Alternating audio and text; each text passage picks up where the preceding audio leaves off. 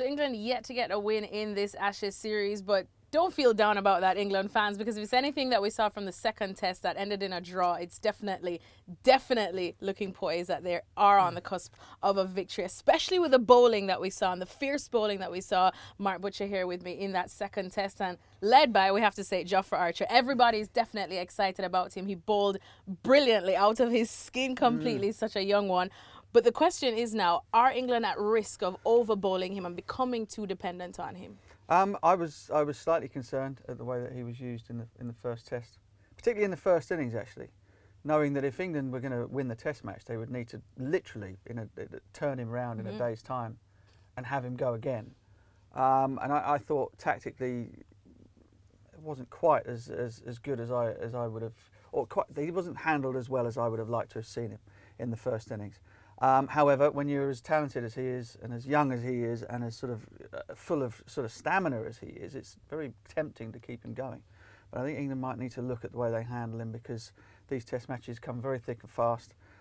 Should England win at Headingley, you know, they've still got to win another Test match, and then go to the Oval, or perhaps have to win the one at the Oval. They come very, very quickly, and if you are bowling at 90 miles an hour, there will be a payback for that at some point, no matter how young and fit you are. How would you have used him then, better, I suppose, in this last test? Well, I mean, Jack Leach proved in the final innings that he can hold an end. So if you're worried about leaking runs in a low-scoring game, then you're a spinner that's more than capable of doing what Nathan Lyon does so well for Australia, which is bowl lots of overs, keep the run rate down at 2s, rotate your quicks at the other end. I thought Chris Woakes, particularly given his record at Lords, I mean, he takes his wickets at 10 apiece at Lords, was criminally underused in both innings. Whether or not there's an injury there and we don't know about, you know, that could be a factor also. So before we jump to any conclusions.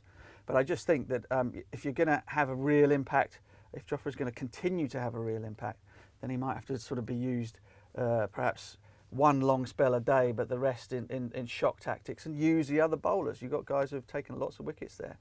And they need to be part of the game too. And we'll just quickly stick a pin there, of course, with Chris Woakes, because he had 22 overs overall in that second test in comparison to Archer's 44 and Broad's 34.3. So what more would you want to see then from him, or how would you like to see Joe Root utilise him going into Headingley now? You can't bowl, you can't take wickets if you're not bowling, can you? I mean, there's no standing at third man, you're not doing any good. And as I've said, Jack Leach also gives him control, and somebody that can bowl a volume of overs and take wickets and not go for many runs, so that you can use your quick bowlers in a way that will keep them fresh and make them more impactful when you really desperately need them to be.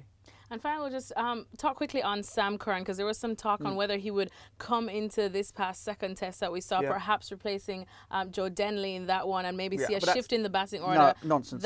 Can you make a case for him to come into this third test? Only if you replace Woakes or Broad, but not for a batsman. No, I mean, England's struggling for runs. Why would you play? The thing is, a captain has 5 seam bowling options. And then he really has no idea what to do and who to bowl. So no, that's just a ridiculous idea. If Sam Curran comes in, you'd have to then leave out one of Woakes or Broad. But I don't see that happening.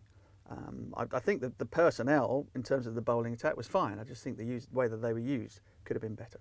All right, thanks so much then to Mark Butcher. So we'll see exactly what Joe Root has up his sleeve in this upcoming third test.